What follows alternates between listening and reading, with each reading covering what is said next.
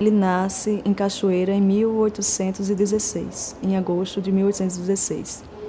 Ele é o 9º filho dos 10 do casal Antônio Teixeira de Freitas e Felicidade Santa Rosa de Freitas. Ele vê ainda garoto, claro que ainda sem noção, mas vê toda aquela movimentação.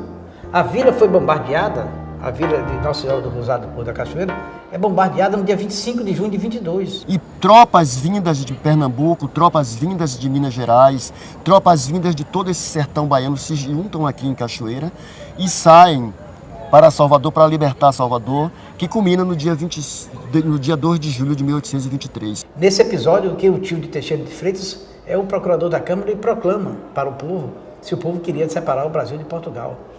Então, ele foi criado nesse fervilhão de emoções. E isso certamente ajudou a temperar o caráter dele. Ele é considerado um dos alunos mais destacados. E o professor, ele envia uma carta aos governantes, dizendo que tinha entre os alunos alguns jovens que mereciam muito destaque, mereciam muito apoio, e cita Augusto Teixeira de Freitas. Historicamente, nós formávamos juristas em Coimbra, uma faculdade de 1290 em Portugal. A partir de 1827, nós vamos ter duas escolas, duas faculdades de Direito no Brasil. A faculdade de Olinda, que depois, a partir de 54, foi para Recife, 1854, e a faculdade das Arcadas, ou faculdade de São Francisco, faculdade de São Paulo. Quando ele ingressou na faculdade, lá de Olinda, no ano de 1832, o interessante é que, quando ele começou esse curso, o curso tinha apenas 5 anos de sua criação, assim como a Faculdade de São Paulo. Então, o ambiente jurídico era muito incipiente, tinha pouca base de estudo de materiais jurídicos. Por exemplo, em termos da legislação que o Brasil tinha, ele se valia da legislação portuguesa, ele se valia das ordenações do reinado, ainda do reino. Os tribunais no Brasil julgavam seguindo os julgamentos de Portugal. Aos 16 anos, o pai o envia para estudar na Faculdade de Direito de Olinda, fugindo de uma certa tradição da nobreza baiana em mandar seus filhos para Coimbra, em Portugal. Que os cursos de direito iniciam no país, começa-se a pensar sobre as nossas leis. Isso é uma coisa que involuntariamente vai acontecer nos cursos, né? Os alunos começam a refletir sobre isso. Até quando nós podemos nos utilizar das outras leis, de outras culturas, tendo em vista que somos uma nação tão singular? Teixeira de Freitas vai para estudar em Olinda, depois ele se transfere para São Paulo, mas volta de novo para Olinda, onde ele se forma em 1837. Ele, em São Paulo, ele argue a suspeição de 2 professores que iriam julgar ele. Por algum motivo, ele entrou em atrito com o professor, com os 2 professores, e achou que iria ser perseguido nos exames. E aí entra com uma petição pedindo para que as provas dele não sejam julgadas pelos professores X e Y. O diretor da faculdade, mesmo considerando ele um aluno brilhante, inteligente, um dos melhores quartanistas do direito, escreve ao ministro da Educação, ao governo central, explicando o problema que caberia ao governo decidir. Mas o governo nega esse pleito dele e ele, insatisfeito, ele volta para Olinda. No mesmo ano que ele conclui o ensino superior, que ele conclui o curso de Direito, casa-se com uma prima. Ainda enquanto estudante, ele veio aqui à Bahia, ele casa com uma prima, entendeu? E ele teve vários filhos. Tem 10 filhos. Então, era comum, inclusive na época, essas famílias grandes, né? Ele volta para Olinda, onde conclui o curso.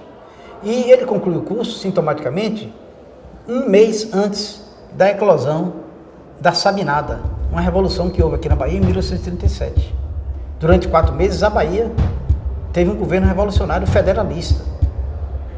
Mas era ao mesmo tempo uma contradição. O doutor Sabino Vieira, que era o principal guru dos revoltosos, ele proclama que enquanto o príncipe Dom Pedro II não fosse adquirisse a maioridade, a Bahia se separaria do Brasil, seria uma república e depois voltaria a pertencer ao Brasil, tão logo o príncipe reassumisse o poder.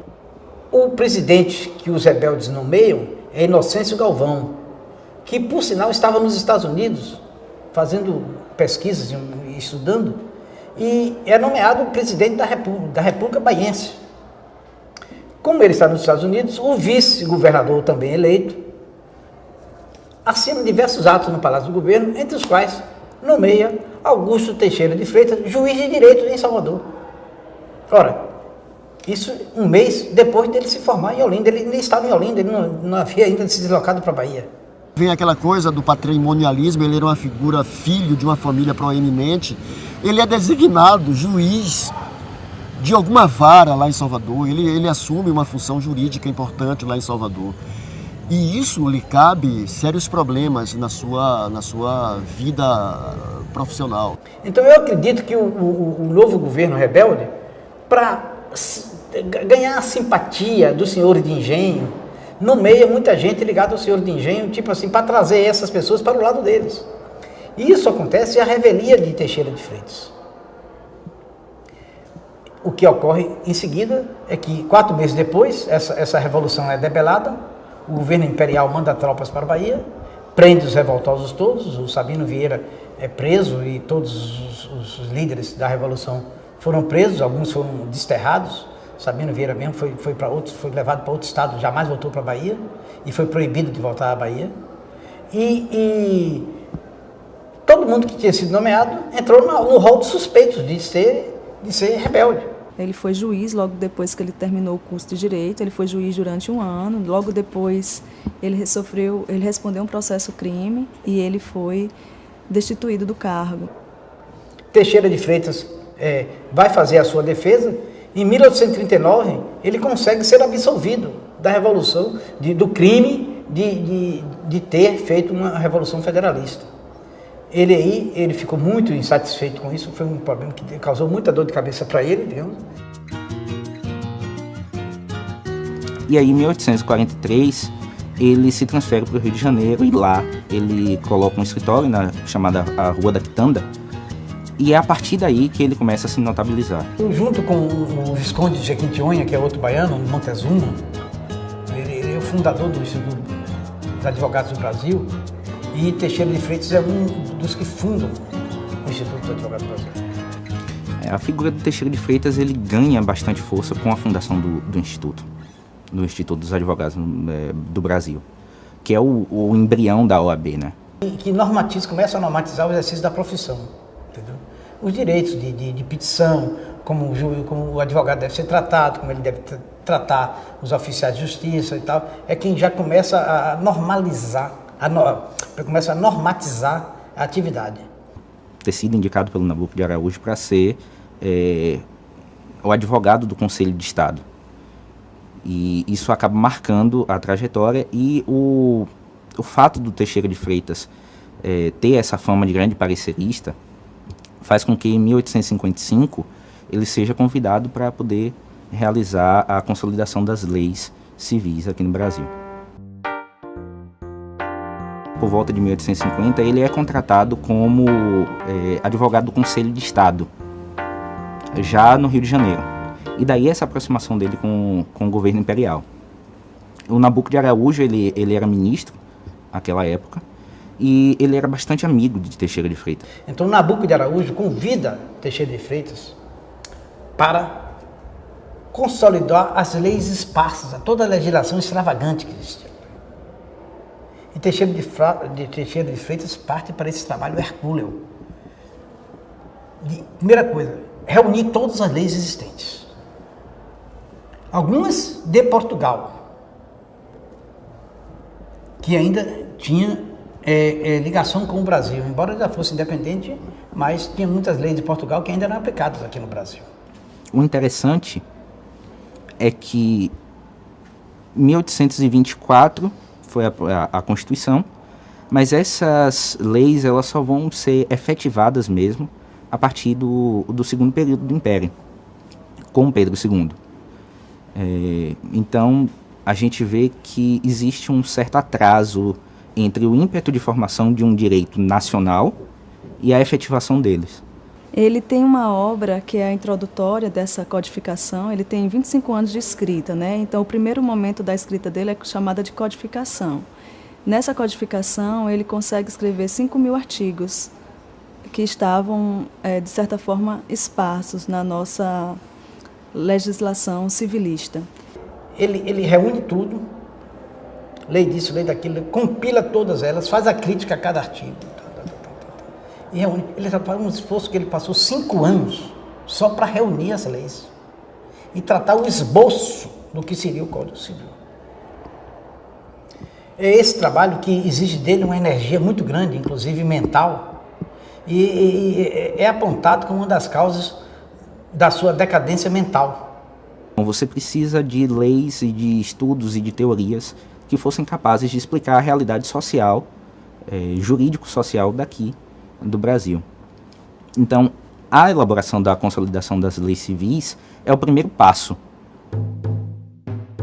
Quando ele faz essa consolidação das leis civis, ele faz questão de retirar dessa consolidação todos os elementos que faziam referência à servidão e à escravidão no Brasil. Quando ele estava compilando as leis brasileiras e as leis civis, e inclusive ele teve um mérito de querer separar o direito civil, o Código Civil, do Código Comercial. A compra e venda de mercadorias, as transações comerciais, mercantis e tal. E aí, quando ele está com as leis civis, aí disseram, doutor Teixeira, aqui não fala da escravidão, do trabalho de escravo, da venda de escravos, da compra de escravos, direito sobre o... Ele disse, isso não deve constar no Código Civil, porque isso é uma aberração para o Brasil. Isso é uma coisa vergonhosa para o Brasil, existia escravidão, existia a venda de seres humanos. Não deve haver venda de direitos humanos, e muito menos constar isso no Código Civil, que é uma coisa que deve honrar muito o Brasil, e isso é uma coisa vergonhosa. Essa parte de venda e troca de escravos deve fazer parte de um outro código, o Código Negro. É tão vergonhoso que não deve constar das leis civis do Brasil. Não as maculemos, a codificação, a consolidação, com disposições vergonhosas, que não podem servir para a posteridade. Fique o estado de liberdade sem o seu correlativo odioso. A codificação, o esperado da codificação do esboço de Código Civil seria por volta de 5.000 artigos. Quando ele terminou a codificação, quando ele desistiu da codificação, teria por volta de uns 4.000 já feitos. E aí começa uma discussão em torno da validade daquele documento. Começam os críticos a apresentar, fazer críticas, as pessoas fazerem críticas em torno daquele documento que ele tinha entregue. E ele, por uma questão talvez de temperamento, ele ameaça várias vezes largar o projeto. O governo imperial esperava algo por volta do direito científico, que era aquilo que estava florescendo na Europa, que era a tradição europeia de codificação. E o governo imperial queria um Código Civil aos moldes da própria consolidação que ele já tinha feito. Um código extremamente cientificista. E o Teixeira de Freitas, embora ele fosse uma grande vertente do direito científico, ele chega a abdicar, quando ele já está com esses 4.000 artigos feitos, ele abdica desse seu Código Civil e diz que não era aquilo que ele queria abordar uma nova metodologia, ele queria refazer o seu trabalho e aí, como eu falei, incluir o direito comercial, fazer uma unificação do direito privado. O Nabuco de Araújo era muito, muito próximo do Teixeira de Freitas, e também por questões políticas, porque um novo ministro da Justiça já estava ali, não era tão próximo do Teixeira como o Nabuco, e essa questão da saída do Nabuco, que por questões políticas mesmo, acaba fazendo com que Teixeira não tenha o contrato renovado. E aí o Código Civil, o esboço para um Código Civil, como ele chama, fica inacabado, já numa fase final. Chega a haver uma comunicação entre o Teixeira de Freitas e o novo ministro, falando sobre a renovação do contrato, no qual ele fala sobre a questão de abdicar de todo o seu projeto, e em 2 ou 3 meses rever um projeto nos moldes que ele queria, aproveitando aquilo que ele já tinha feito, só reorganizar. Mas aí o ministro da Justiça chega a dizer que não seria interessante, porque isso seria assumir que todo aquele trabalho que ele tinha feito não teria valido de nada. Ele se muda para Niterói, porque ele morava próximo ao escritório dele primeiro, onde hoje fica a questão da sede do Instituto dos Advogados. Depois ele se muda para Niterói e lá ele começa a escrever o aditamento à consolidação das leis civis, algumas obras de literatura. Ele compilando todos os livros, ele sabia de cor, ele ficou tão entusiasmado com aquilo que ele recitava artigos inteiros de lei. E era o envolvimento dele. Um ex-funcionário dele, que trabalhava no escritório dele, que ele tinha no Rio de Janeiro, tem uma entrevista dele no Jornal do Rio, em 1920, mais ou menos, ele lembrando que o Dr. Teixeira, ele ficava passeando pelo escritório, recitando o teor das petições que ele iria redigir ainda. Primeiro, ele elaborava a petição na cabeça, depois ele botava no papel. Então ele ficava falando sozinho, dentro de casa, no escritório, e dando voltas na casa, e recitando, como se fosse perante o juiz. E aquilo ali ele fazia dia e noite. Dia e noite ele se acostumou a falar sozinho, falando sozinho, quando o pessoal percebeu que ele já estava com o princípio de esclerose. Ele continuou trabalhando no Código Civil. Ele continuou trabalhando, fazendo um aditamento à consolidação das leis civis que ele mesmo já tinha feito. E continuou trabalhando nesse Código Civil, mas ele não terminou, ele não chegou a findar. Os escritos de Teixeira vão influenciar a dogmática argentina e vão influenciar a discussão do direito civil argentino. Vélez Sarsfield, que não é só o nome de um clube de futebol, mas de um grande nome do direito argentino, ele absorve os ensinamentos de Teixeira de Freitas e implanta o Código Civil do argentino com base no esboço que Teixeira de Freitas fez para o Brasil, que foi recusado naquele momento. Então, ele é considerado o jurisconsulto da América Latina. Que ele usa aproximadamente 1/4 do Código Civil de Freitas para realizar o Código Civil argentino.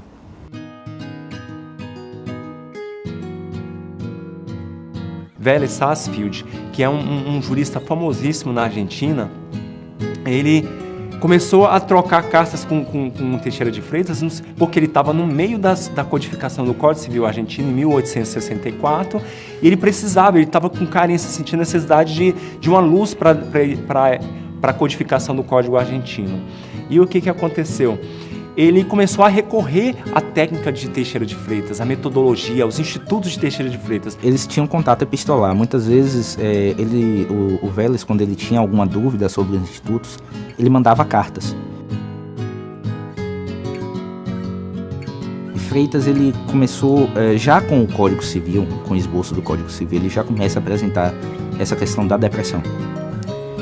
Porque ele via que todo aquele seu esforço não estava sendo reconhecido. Daí também o fato dele abdicar da obra dele.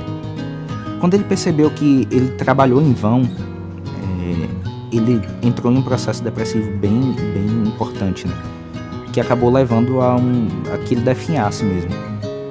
E o interessante é que outro marco que contribuiu para definitivamente assim abalar ele foi a morte do filho dele, o Augusto Teixeira de Freitas Filho, que também era jurista, também deixou obra. E isso acaba também no ano de 1883, que é o ano da morte de Teixeira de Freitas pai. E isso acaba trazendo a ele um dano psicológico muito grande. Com o tempo ele foi perdendo a razão. Ele foi saindo do mundo e declamava, perguntava uma coisa a ele declamava um artigo de uma lei, entendeu? E ele a mente dele já estava embotada. Ele se dedicou tanto à sua obra que ele esqueceu um pouco da vivência pessoal dele. Ele tocava violão. E que ele já morando em Niterói, na praia de Caraí, em noite de lua cheia, ele tocava violão na praia, entendeu? Tem referência disso, relatos familiares de que ele tocava violão. E inimaginável um homem tão emprenhado no direito, tão estudioso e tal, que se dedicasse a uma coisa que era basicamente uma coisa marginal naquela época, o violão. Quem era nobre, quem era coisa, tocava só o piano e tal. Mas violão era coisa de vagabundo, de capoeirista, de seresteiro e tal. Ele é um pioneiro não só aqui no Brasil, mas também nesse direito latino-americano. Por ocasião do centenário da morte dele, em 1983, em Roma, houve uma grande conferência em que se consagrou Teixeira de Freitas como o grande patrono do direito latino-americano, do direito privado latino-americano.